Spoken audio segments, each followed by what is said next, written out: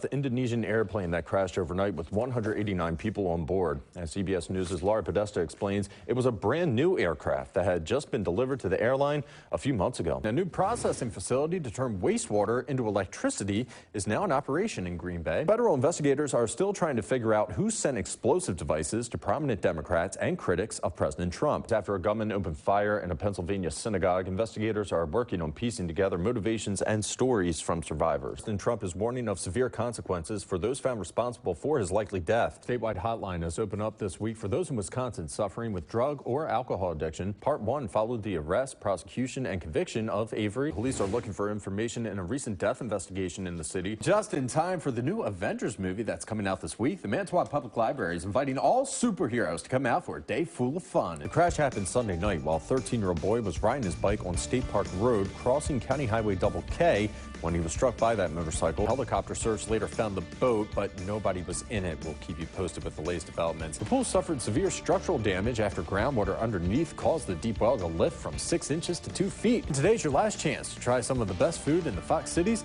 at a low cost for the Fox Valley Restaurant Week. With only 1 week to go before the midterms, candidates from both parties are making a final push with their campaigns to rally voters to the polls. And Wisconsin Democrats will be getting support from former Vice President Joe Biden, who will be making multiple stops in the state today.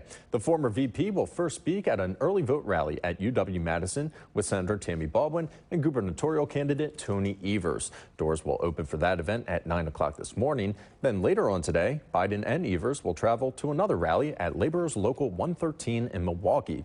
That will begin at 2 o'clock this afternoon and will run until 6 o'clock this evening. Meanwhile, Senator Ron Johnson will be in Green Bay today to support Governor Scott Walker and his re-election campaign. Senator Johnson and Governor Walker will be hosting a rally at the Renco Machine facility on Radisson Street. The governor, who is running against Evers next Tuesday, has been in office since 2011 and is currently seeking a third term.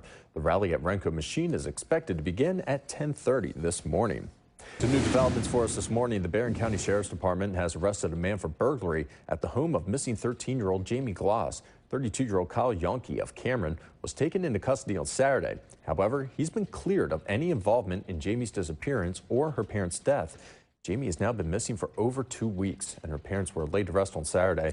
The Sheriff's Department has now received over 2,000 tips and has investigated over 1,800 of them. A $50,000 reward has also been posted for any information regarding her disappearance. Keeping it local now this morning, as people get older, it becomes more difficult to exercise, but the ancient Chinese practice known as Tai Chi has helped increase both balance and energy for the elderly. That's where we find Local 5's John Dommel. He's live at the Blue Bulls Nature Preserve in Appleton with the first steps you'll need to find Zen. John, what's going on?